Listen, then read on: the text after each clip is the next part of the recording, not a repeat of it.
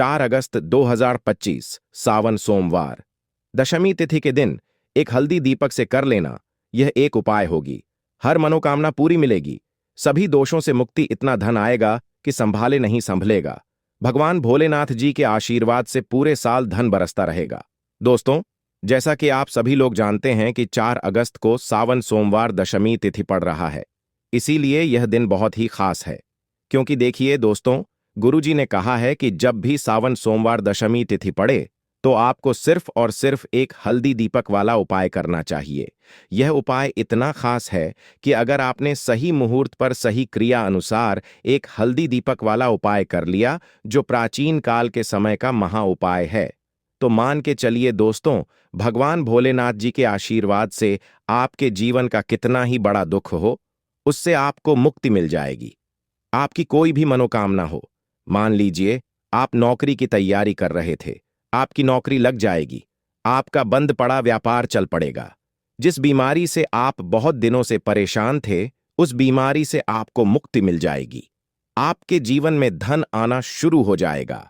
आपके जीवन में धन आने के सारे रास्ते खुल जाएंगे और मान के चलिए दोस्तों, फिर आपको किसी भी प्रकार की परेशानी का सामना नहीं करना पड़ेगा। इसीलिए दोस्तों, इस दिन आप लोगों को इस वाले उपाय को जरूर कर लेना है। भले ही आपने पूरे साल भर इस उपाय को ना किया हो, पर अगर आपने इस सावन सोमवार दशमी तिथि के दिन अगर इस वाले उपाय को कर लिया, तो आपको इस उपाय को करने का वह फल मिलेगा जिसकी आपने कभी कल्पना भी नहीं करी होगी। इसीलिए आप लोग इस एक हल्दी दीपक वाले उपाय को एक बार जरूर कर लेना, ताकि आप लोगों के हाथ से यह मौका ना जा सके और आपको इस उपाय को करने का फल मिल सके। दोस्तों, यह उपाय पंडित जी ने अपनी अभी की ही शिव महापुराण की कथा में बताया है, जो इस उपाय को आज हम आपको बहुत अच्छे से समझाने वाले हैं। इस वीडियो को देखने के बाद इस उपाय को समझने के लिए आपको कोई और वीडियो को देखने की जरूरत नहीं पड़ेगी। तो चलिए दोस्तों, उपाय को शुरू करते हैं। उससे पहले हे भगवान भोलेनाथ, आपके इस वीडियो को जो भी लाइक और चैनल को सब्सक्राइब करें, उसके जीवन में कभी दुख दर्द मत आने देना। साथ ही साथ कमेंट बॉक्स में 5 ओम नमः शिवाय जरूर लिखें, ताकि भगवान भोलेनाथ जी की कृपा आप सभी को प्राप्त हो सके। इसी के साथ मैं आप सभी को बता दूं कि आप लोग वीडियो को पूरा नहीं देखते हो, को काट काट कर देखते हो और गलत गलत उपाय को कर लेते हो, तो आपसे निवेदन है कि वीडियो को पूरा जरूर देखें। देखिए दोस्तों, यह सावन सोमवार दशमी तिथि का दिन यह इतना खास होता है, इतना महत्वपूर्ण होता है। देखा गया है कभी कभी बड़े बड़े पूजा पाठ अनुष्ठान से जो मनोकामना पूर्ण नहीं होते, वह सावन सोमवार दशमी तिथि के दिन एक छोटे से उपाय करने से ही आपकी मनोकामना पूर्ण हो जाती है। और बहुत सारे लोगों ने इस उपाय को किया भी है और उनको इस उपाय को करने का फल भी जरूर मिला है। अगर आप लोग भी इस उपाय को करना चाहते हैं, तो आप इस उपाय को पहले अच्छे से समझ लेना, सुन लेना, उसके बाद करना। आपको इस उपाय का फल जरूर मिलेगा और इस उपाय को कर लेने से आपके घर में चाहे किसी भी प्रकार की दुख और समस्या क्यों ना चल रही हो, आपको उसका कारण भी नहीं पता है कि भाई यह समस्या किस कारण से चल रही है। उसका कुछ भी कारण हो सकता है, जैसे पितृदोष हो सकता है या किसी भी तरह का मंगल दोष भी हो सकता है। तो इस दिन आप लोगों को यह वाला उपाय कर लेना है। यह एक ऐसा उपाय है जिस उपाय को अगर किसी विशेष दिन पर किया जाए, तो भाई उस विशेष दिन का जो है वह तो हमें मिलता ही मिलता है। पर हमने उस दिन पर इस एक हल्दी दीपक वाले उपाय को किया है, तो हमें उससे भी बड़ा फल मिलता है, और फल बहुत जल्दी मिलता है, क्योंकि आप इस उपाय को बहुत ही बड़े और विशेष दिन पर कर रहे हो। तो चलिए अब उपाय के बारे में बात करते हैं, लेकिन उससे पहले आप लोगों को यह जानना आवश्यक है कि आखिर यह उपाय किस समय करना है, किसको करना है और कैसे करना है। तो चलिए हम आगे आपको वीडियो में एक एक करके बता देते हैं। तो दोस्तों, इस एक हल्दी दीपक वाले उपाय को हमें इस सावन सोमवार दशमी तिथि के दिन कैसे करना है, किसको करना है, किस समय करना है और कहां पर करना है, ये सारे सवालों के जवाब आपको इस वीडियो में मिल जाएंगे। और जो ये वीडियो देखेगा भाई, उसको एक हल्दी दीपक वाला उपाय जरूर करना चाहिए, क्योंकि इस दिन शत्रुओं और किसी भी दोष, किसी भी बीमारी से मुक्ति पाने के लिए एक हल्दी दीपक का बहुत ही बड़ा और विशेष महत्व होता है। और जब बात आ जाए एक हल्दी दीपक की, तो यह सोने पर सुहागा वाली बात हो जाती है और यह एक बहुत ही बड़ा उपाय हो जाता है। अब दोस्तों, इस एक हल्दी दीपक वाले उपाय को आखिर करना किसको है? सबसे पहले हम लोग वह बात जान लेते हैं। तो देखो, घर की जो बड़ी माताएं बहनें होती हैं, उन माताओं बहनों में से कोई भी एक बड़ी माता बहन इस वाले उपाय को कर सकती है। और दोस्तों, अगर आप चाहे तो अपने घर में से सभी सदस्यों को भी इस उपाय को करवा सकते हैं। अगर किसी व्यक्ति की खुद की कोई मनोकामना है, खुद की कोई दुख और परेशानी है जो कि वह अपने लिए ही करना चाहता है, इस वाले उपाय को तो वह खुद अपने लिए भी कर सकता है। बाकी अगर कोई घर में से ऐसा है जो कि अपने पूरे घर परिवार की सुख और शांति के लिए यह वाला उपाय करना चाहता है, तो भाई वह भी कर सकता है। उसमें भी कोई दिक्कत वाली बात नहीं है। कहने का मतलब यह है कि इस उपाय को हर एक सदस्य भी कर सकता है और पूरे घर परिवार के सदस्य के लिए घर की बड़ी माताओं बहनों में से कोई एक माता बहन भी कर सकती है। माताएं बहनें अगर घर में उपस्थित ना हो या वह यह वाला उपाय ना कर पा रही हो, तो फिर घर का कोई बड़ा सदस्य भी इस एक हल्दी दीपक वाले उपाय को कर सकता है, चाहे फिर वह पुरुष ही क्यों ना हो। उस कोई भी दिक्कत वाली बात नहीं है।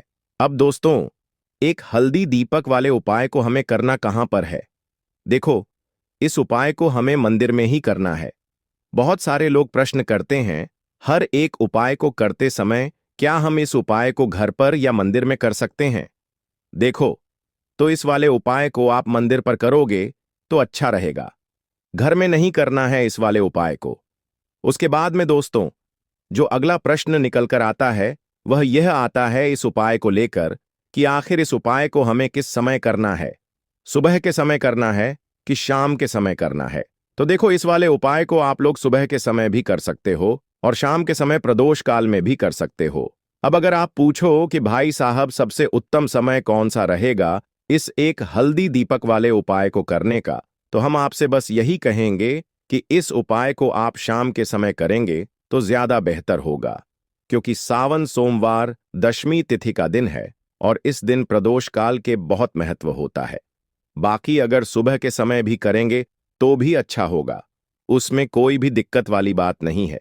तो अब दोस्तों, जो अगली सबसे बड़ी और महत्वपूर्ण बात आती है वह यह आती है कि सुबह अगर हम उपाय को करेंगे तो हमें कितने बजे से लेकर कितने बजे तक के बीच में करना है, और शाम के समय प्रदोष काल में करेंगे तो हमें कितने बजे से लेकर कितने बजे के बीच में करना है। तो देखो, सुबह जितनी जल्दी हो सके आप उपाय को करने की कोशिश करना। बाकी अगर किसी कारणवश लेट भी हो जाओ, थोड़ी देर भी हो जाए, तो देखो, सुबह जितनी जल्दी हो सके आप उपाय को करने की कोशिश करना। बाकी अगर किसी कारणवश लेट भी हो जाओ, थोड़ी देर भी हो जाए, तो 10 या 11 बजे तक भी आप उपाय कर लेना, पर 12 बजे से ज्यादा देरी ना हो। ठीक है, इस बात का ध्यान रखना। उसके बाद में दोस्तों, अगर शाम के समय प्रदोष काल की बात करें, प्रदोष काल का जो समय है होता है वह शाम के 6 बजे से शुरू हो जाता है। मतलब शाम के 6 बजे से लेकर 7 बजे के बीच का जो समय होता है, यह समय प्रदोष काल का समय होता है। इस उपाय को 7 बजे या 8 बजे के बीच में भी कर सकते हो। मतलब शाम के 6 बजे से रात 8 बजे के बीच में आप कभी भी इस वाले उपाय को कर सकते हो, उसमें कोई भी दिक्कत वाली बात नहीं है। परंतु 4 अगस्त सावन सोमवार दशमी तिथि के दिन कोशिश करना कि समय के अंतर्गत ही कर लो। किसी कारणवश ना कर पाओ तो थोड़ा देरी से भी कर सकते हो। तो चलिए, अब हम अपने सबसे पहले उपाय की बात कर लेते हैं। तो दीपक वाला उपाय करने के लिए आपको सबसे पहले जरूरत पड़ेगी एक दीपक। अब यह एक दीपक सोमवार की रात अपने घर में इस जगह पर जला देना, बड़े से बड़ा शत्रु भी घुटने टेक देगा। दोस्तों, जैसा कि आप सभी जानते हैं, मार्गशीर्ष महीने की सोमवार के दिन बहुत ही शुभ संयोग बन रहे हैं और इस दिन अगर आप 11 लौंग और एक कपूर अपने घर में जलाते हैं तो शत्रुओं से हमेशा के लिए आपको छुटकारा मिल जाएगा।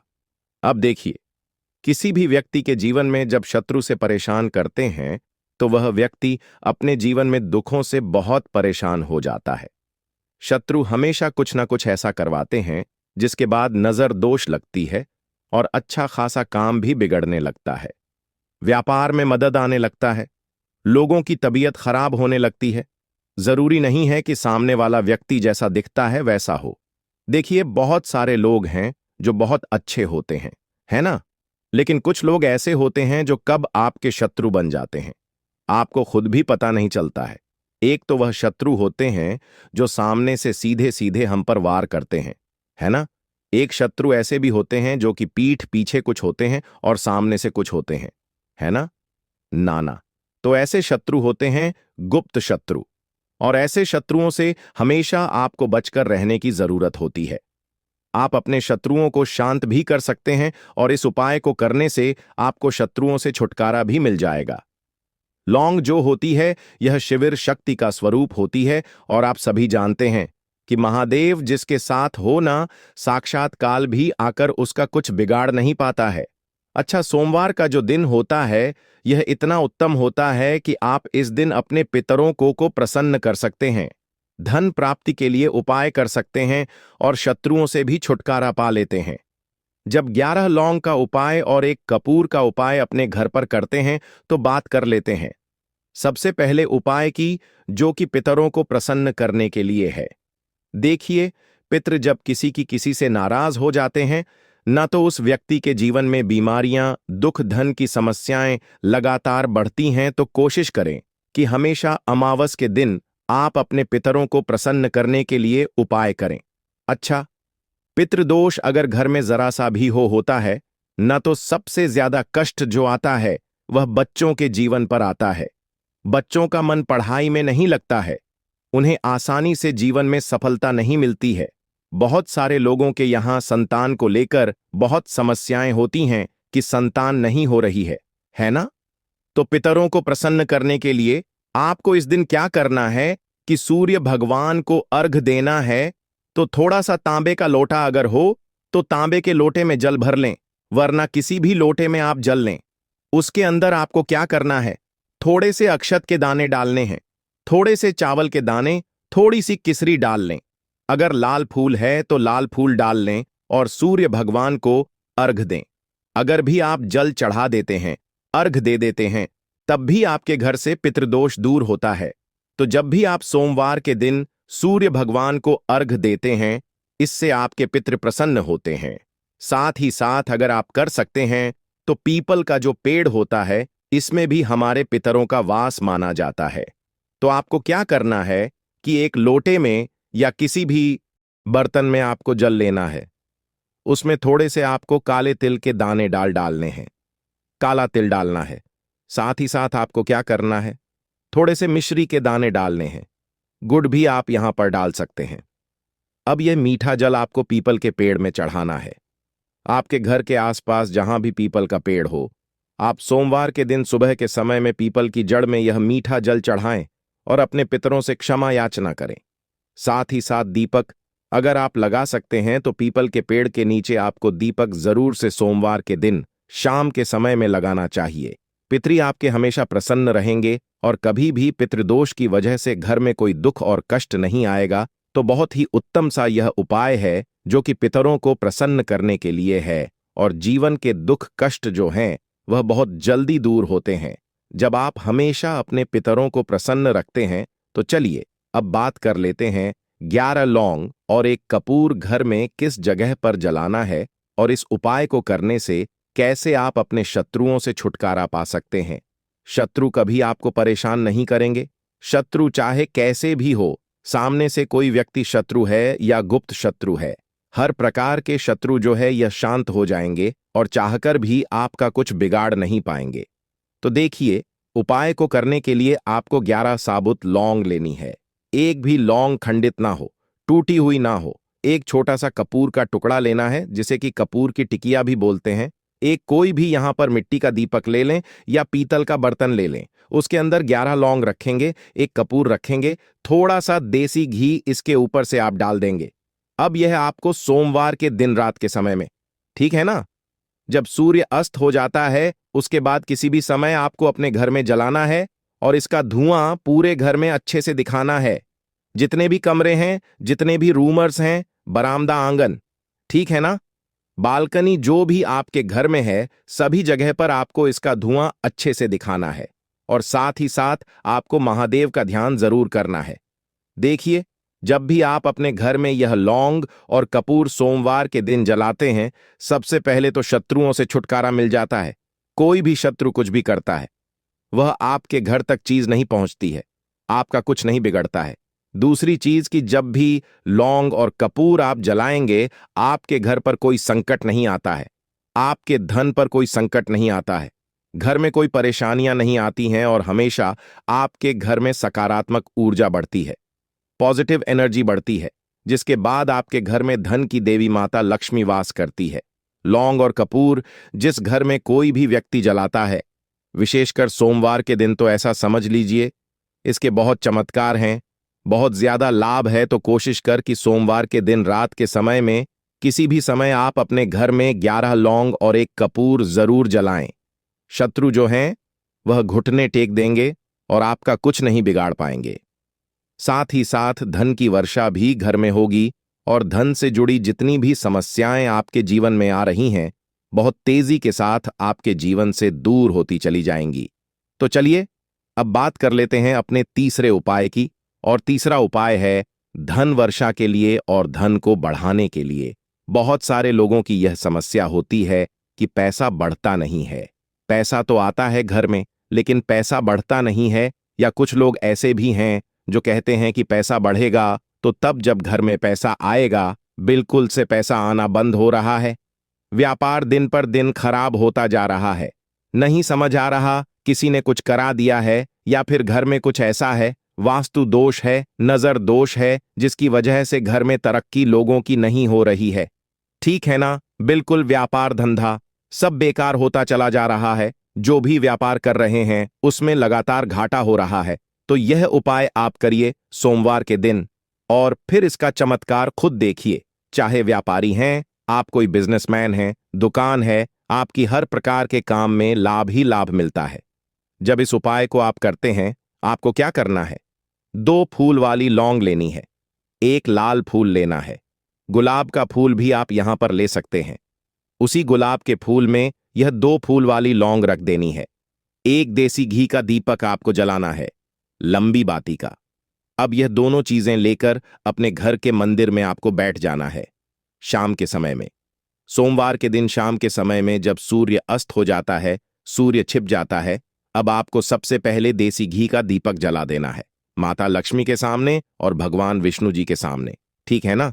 1 देसी घी का दीपक जला देंगे और जो लौंग और फूल आपने लिया है, यह अपने सीधे हाथ में आप रख लेंगे।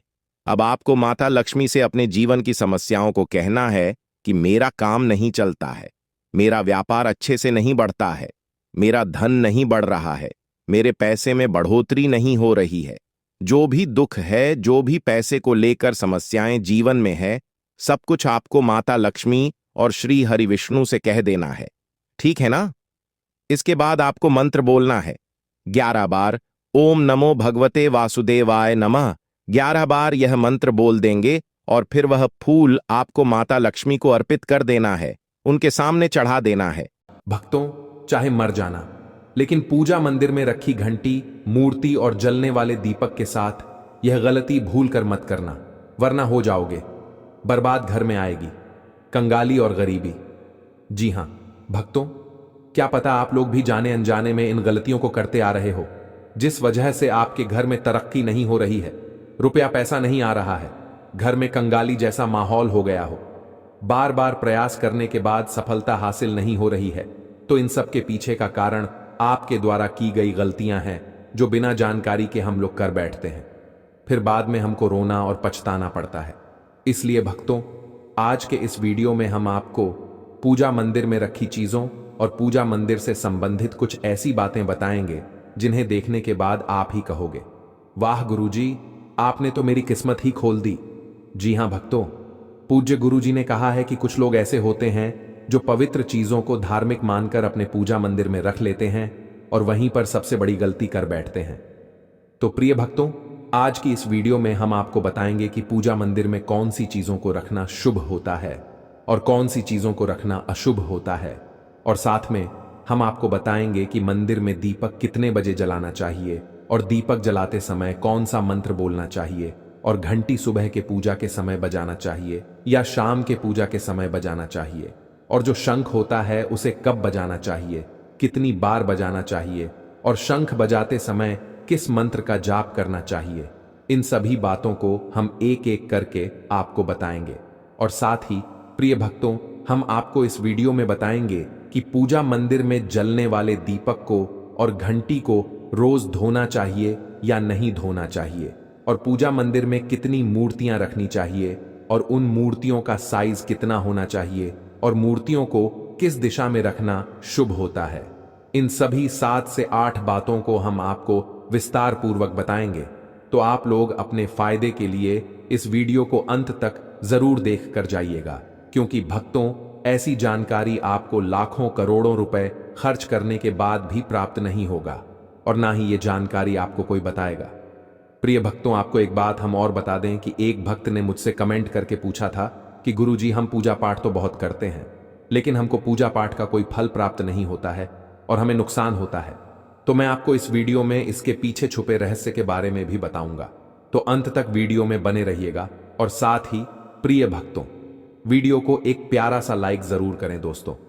देखिए, बात ऐसी है कि हमारा काम तो है सलाह देने का, हम तो केवल सलाह ही दे सकते हैं। अब आप इसको मानो या ना मानो, आपकी मर्जी।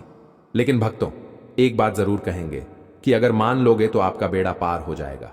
इस वीडियो को अंत तक देखने के बाद आपको किसी भी प्रकार की परेशानी का सामना नहीं करना पड़ेगा। आगे आपकी मर्जी, आप खुद ही इतने समझदार हो। तो चलिए भक्तों, इस वीडियो में हम ज्यादा बकवास ना करते हुए वीडियो को शुरू करते हैं। भक्तों, पूज्य गुरु जी कहते हैं कि पूजा हमारे जीवन का एक अहम हिस्सा है। हर कोई किसी न किसी देवी देवता की पूजा जरूर करता है। कोई मां दुर्गा को मानता है तो कोई भगवान श्री विष्णु की आराधना करता है। पूजा करने से जीवन में सुख समृद्धि आती है और हमें उसका फल भी मिलता है। लेकिन क्या आप जानते हैं कि कई बार हमारी छोटी छोटी गलतियां ही पूजा का पूरा फल मिलने में रुकावट बन जाती है। ये गलतियां अक्सर अनजाने में होती हैं और हम इन्हें मामूली समझकर नजरअंदाज कर देते हैं। शास्त्रों में इन बातों का विशेष उल्लेख किया गया है ताकि हम अपनी पूजा का संपूर्ण फल प्राप्त कर सकें। आज हम आपको घर के मंदिर में दिए और घंटी के सही उपयोग के बारे में बताएंगे। क्या आपको पता है कि दिया रोज धोना चाहिए या हफ्ते में 1-2 बार?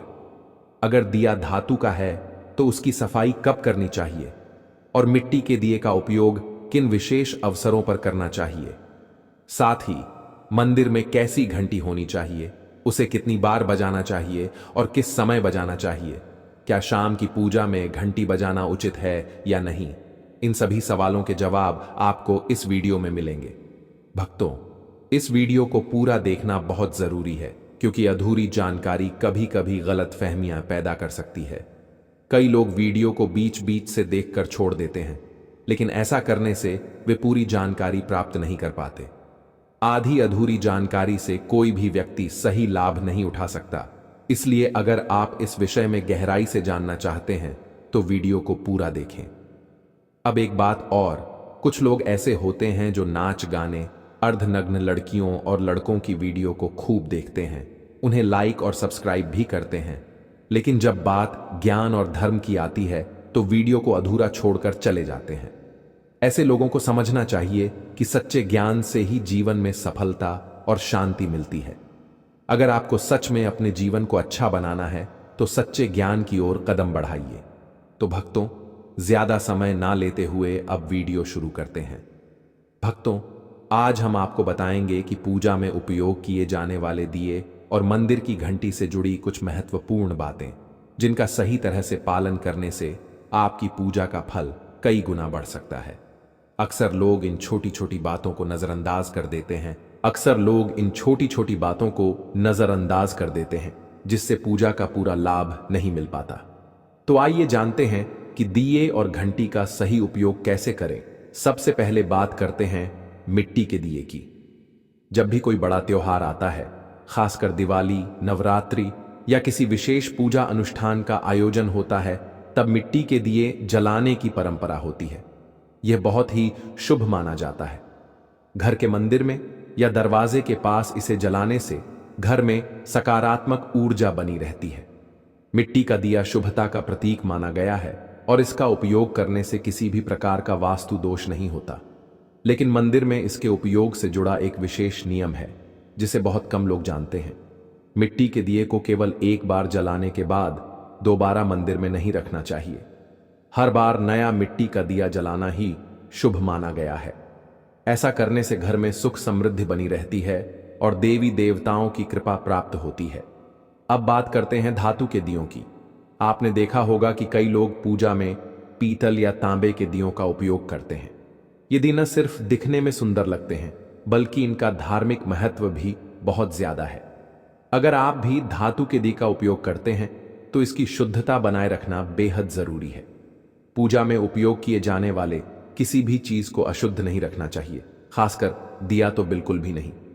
इसलिए इसे रोज साफ करना चाहिए। सबसे अच्छा तरीका है कि इसे गंगा जल से धोया जाए। गंगा जल से इसे शुद्ध करने से इसकी पवित्रता बनी रहती है और घर में सकारात्मक ऊर्जा का प्रवाह होता है। कई लोग इसे हफ्ते में 1 या 2 बार ही साफ करते हैं, लेकिन ऐसा करने से यह पूरी तरह से शुद्ध नहीं हो पाता। इसलिए इसे रोज धोने की आदत बनाएं। अब आगे इस वीडियो में हम आपको बताएंगे कि मंदिर की घंटी को कब और कैसे साफ करना चाहिए और इसे कितनी बार बजाना चाहिए। इसलिए इस ज्ञानवर्धक जानकारी को अधूरा छोड़कर मत जाइए। वीडियो को पूरा देखिए ताकि आपको सही जानकारी प्राप्त हो सके। भक्तों, अब बात करते हैं घर के मंदिर में रखी घंटी के महत्व और सही उपयोग की। आपने देखा होगा कि हर मंदिर में घंटी जरूर होती है, चाहे वह घर का मंदिर हो या कोई बड़ा देवालय। इसकी मधुर ध्वनि जहां एक ओर सकारात्मक ऊर्जा को बढ़ाती है, वहीं दूसरी ओर नकारात्मक शक्तियों को दूर भी करती है। लेकिन क्या आप जानते हैं कि घंटी को सही दिशा में रखना और सही विधि से बजाना बहुत जरूरी होता है। अगर इसे गलत दिशा में रखा जाए या गलत तरीके से बजाया जाए तो यह शुभ फल देने के बजाय विपरीत प्रभाव भी डाल सकती है। घर के मंदिर में आमतौर पर पीतल की घंटी ही देखी जाती है क्योंकि यह सबसे शुभ मानी जाती है। ध्यान देने वाली बात यह है कि घंटी को कभी भी दक्षिण दिशा में नहीं रखना चाहिए क्योंकि इसे अशुभ माना जाता है। इसे हमेशा पूजा स्थल के पास या मंदिर के प्रवेश द्वार पर रखना चाहिए। इससे जब भी आप मंदिर में प्रवेश करें तो सबसे पहले घंटी बजाकर भगवान को अपनी उपस्थिति का एहसास करा सकें। सबसे उत्तम घंटी वह होती है जिस पर गरुड़ की नक्काशी बनी हो, जिसे गरुड़ घंटी कहा जाता है। यह घंटी विशेष रूप से शुभ मानी जाती है और इसकी ध्वनि घर के वातावरण को अत्यंत पवित्र बना देती है। अब जानते हैं कि घंटी को कितनी बार और कब बजाना चाहिए। जब भी भगवान को भोग लगाएं तो घंटी को 5 बार बजाना चाहिए। ऐसा करने से भगवान प्रसन्न होते हैं और भोग को शीघ्र स्वीकार करते हैं। लेकिन पूजा के दौरान घंटी को जोर से या बहुत देर तक लगातार नहीं बजाना चाहिए। इसे केवल 3 बार बजाना चाहिए, वह भी शांति और श्रद्धा के साथ। घंटी हमेशा दाहिने हाथ से ही बजाएं और इसे बजाते समय आपका मुख पूजा स्थल की ओर होना चाहिए। घंटी से जुड़ी एक और महत्वपूर्ण बात यह है कि इसे केवल सुबह की पूजा में ही बजाना चाहिए। शाम की पूजा में घंटी बजाना अच्छा नहीं माना जाता। ऐसा करने से घर में शांति भंग हो सकती है और पूजा का पूर्ण फल नहीं मिल पाता। इसलिए इस नियम का पालन करके आप अपनी पूजा को अधिक फलदायी बना सकते हैं। अब एक और महत्वपूर्ण बात, जब भी आप किसी मंदिर जाते हैं, खासकर घर के बाहर के मंदिर में, तो मंदिर में प्रवेश करते ही घंटी बजानी चाहिए। इसका अर्थ होता है कि आपने भगवान के दरबार में प्रवेश कर लिया है और अब आप उनकी पूजा आरंभ करने जा रहे हैं। लेकिन जब आप मंदिर से बाहर निकलें तो घंटी बजाने की आवश्यकता नहीं होती। घंटी बजाने का भी एक विशेष संकेत होता है। अगर आप एक बार घंटी बजाते हैं तो इसका अर्थ होता है कि आपने मंदिर में प्रवेश किया और भगवान को अपनी उपस्थिति का संकेत दिया। अगर आप 2 बार घंटी बजाते हैं तो इसका अर्थ होता है कि आप अपनी प्रार्थना और मन की बातें भगवान के समक्ष रख रहे हैं। यह छोटी छोटी बातें दिखने में भले ही सामान्य लगें, लेकिन इनका गहरा आध्यात्मिक महत्व है। तो भक्तों, इन नियमों का पालन करें और अपनी पूजा को और भी प्रभावशाली बनाएं। अब आगे हम आपको कुछ ऐसी बातें बताने जा रहे हैं जिन्हें शायद ही कोई आपको बताएगा। इसलिए इस ज्ञानवर्धक जानकारी को अधूरा छोड़कर मत जाइए। पूरी बात ध्यान से सुनिए ताकि आप भगवान को आसानी से प्रसन्न कर सकें।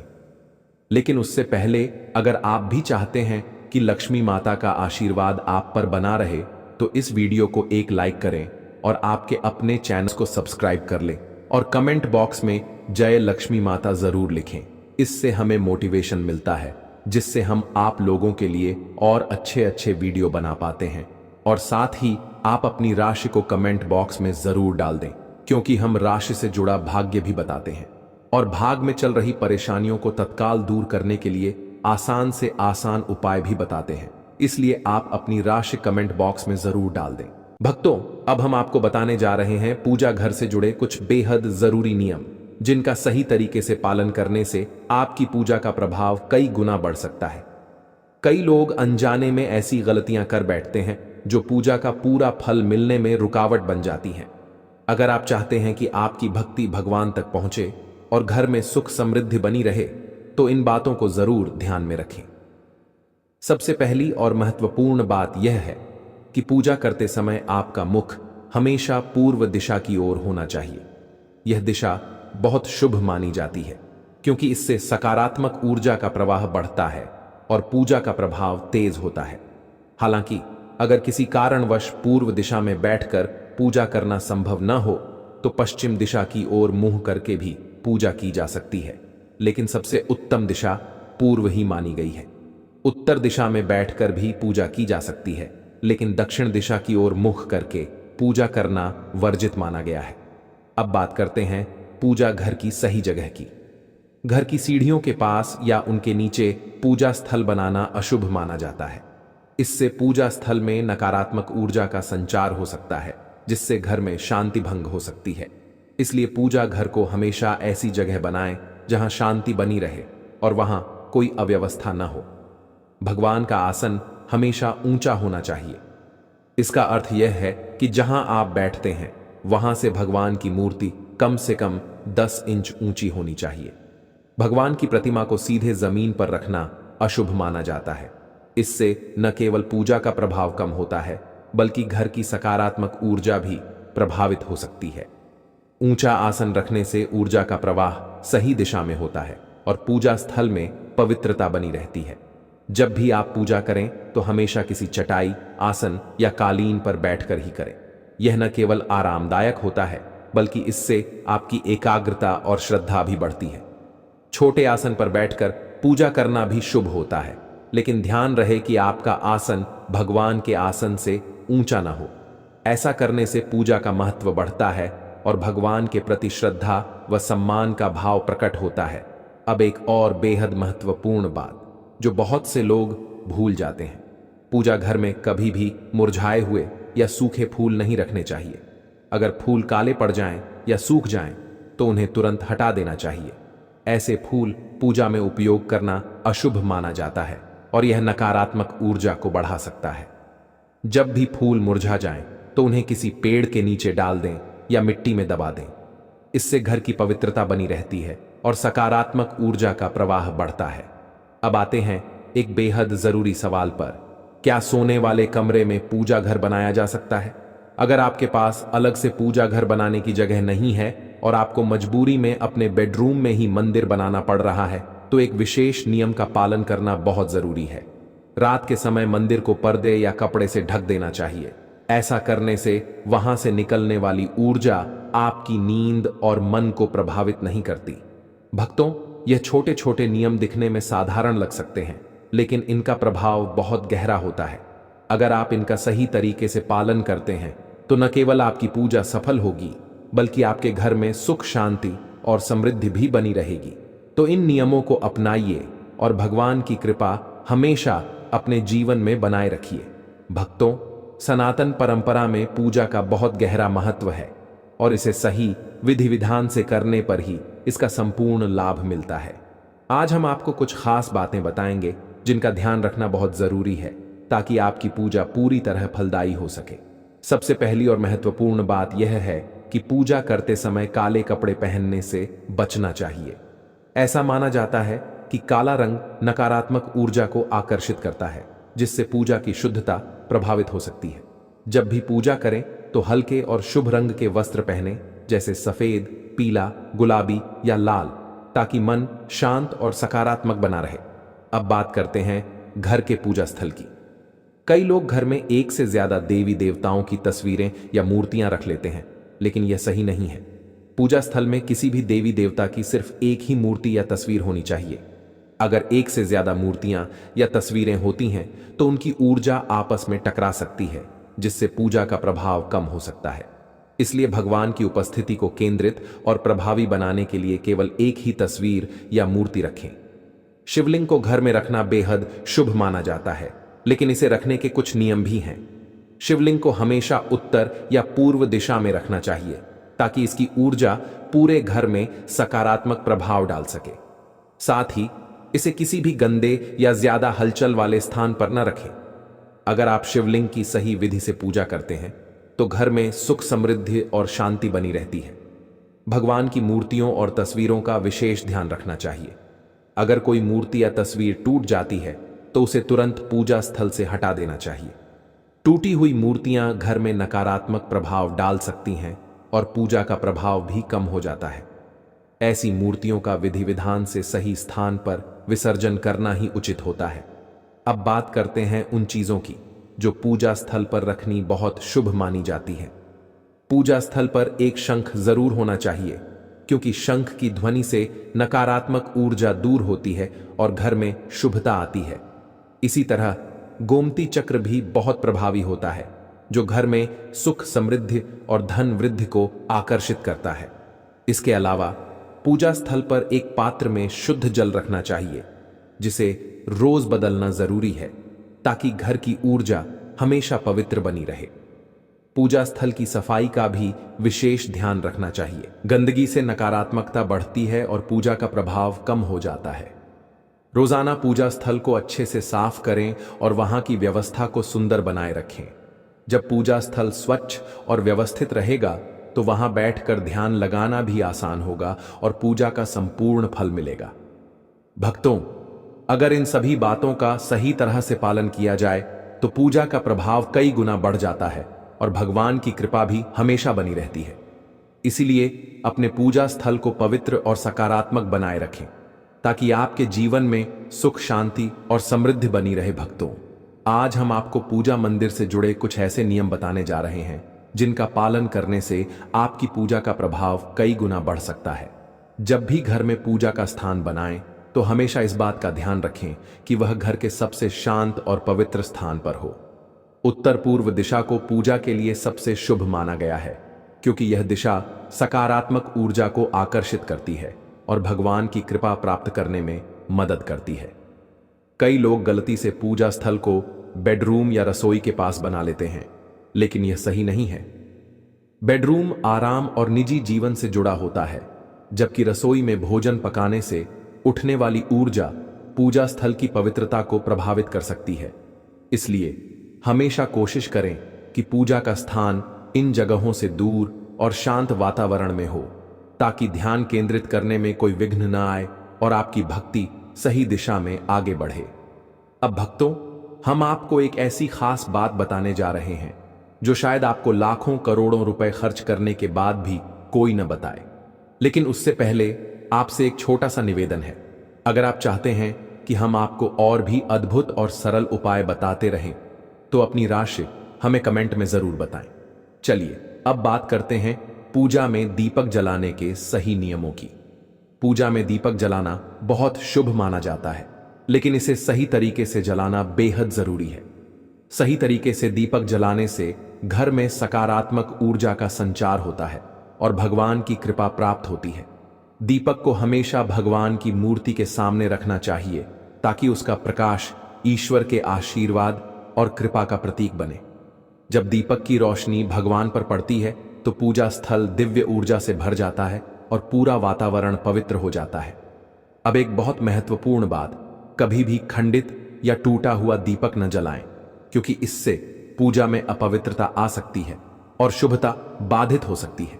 साथ ही एक और ध्यान देने वाली बात यह है कि पूजा में एक साथ 2 दीपक नहीं जलाने चाहिए। ऐसा करने से ऊर्जा का संतुलन बिगड़ सकता है। एक और बेहद खास नियम यह है कि घी और तेल के दीपक को कभी एक साथ नहीं जलाना चाहिए। घी और तेल की ऊर्जा अलग अलग होती है, और अगर दोनों को एक साथ जलाया जाए तो पूजा की शक्ति प्रभावित हो सकती है।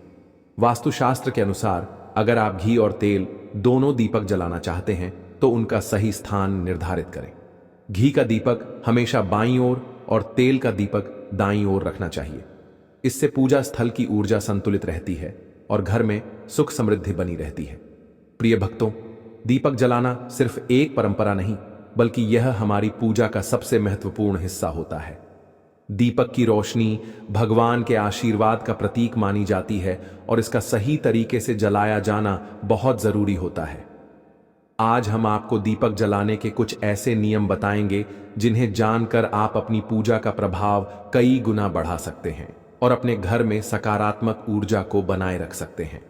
सबसे पहले यह जानना जरूरी है कि दीपक को कहां रखना चाहिए और कहां नहीं। ज्योतिष शास्त्र के अनुसार दीपक को कभी भी पश्चिम दिशा में नहीं रखना चाहिए, क्योंकि यह दिशा नकारात्मक ऊर्जा को आकर्षित करती है और इससे पूजा का प्रभाव कम हो सकता है। दीपक को हमेशा उत्तर या पूर्व दिशा में रखना चाहिए, क्योंकि ये दिशाएं सकारात्मक ऊर्जा को बढ़ाती हैं और पूजा को फलदायी बनाती हैं। जब भी दीपक जलाएं तो उसकी बत्ती का मुंह पूर्व या उत्तर दिशा की ओर ही रखें। यह दिशा ऊर्जा को संतुलित रखती है और आपकी पूजा में दिव्यता और शक्ति का संचार करती है। एक और बहुत जरूरी बात यह है कि घी के दीपक में हमेशा रुई की बत्ती का उपयोग करें, जबकि तेल के दीपक में लाल मौली से बनी बत्ती का प्रयोग करें। रुई की बत्ती से दीपक की ज्योति स्थिर और साफ रहती है, जबकि लाल मौली वाली बत्ती वातावरण में सकारात्मक ऊर्जा का संचार करती है। नवरात्रि और विशेष पर्वों के दौरान दीपक जलाने के नियम और भी खास हो जाते हैं। माता लक्ष्मी और माता दुर्गा की पूजा में गोल बत्ती वाला दीपक जलाने से बचना चाहिए, क्योंकि यह अनिष्ट फल देने वाला माना जाता है। इसलिए हमेशा यह ध्यान रखें कि विशेष अवसरों पर दीपक का आकार और उसकी बत्ती सही हो, ताकि देवी देवताओं की कृपा प्राप्त हो सके। इसके अलावा घी का दीपक जलाने के तुरंत बाद तेल का दीपक न जलाएं। दोनों दीपकों के बीच थोड़ा अंतर रखें ताकि ऊर्जा का संतुलन बना रहे और वातावरण शुद्ध बना रहे। दीपक जलाने का सही समय भी बहुत मायने रखता है। जब भी दीपक जलाएं तो यह ध्यान दें कि भगवान जागृत अवस्था में हो। सुबह और संध्या का समय पूजा और ध्यान के लिए सबसे उत्तम माना जाता है। सुबह पूजा के दौरान दीपक जलाने से दिन भर सकारात्मक ऊर्जा बनी रहती है और संध्या आरती के समय दीपक जलाने से नकारात्मक शक्तियां दूर होती हैं।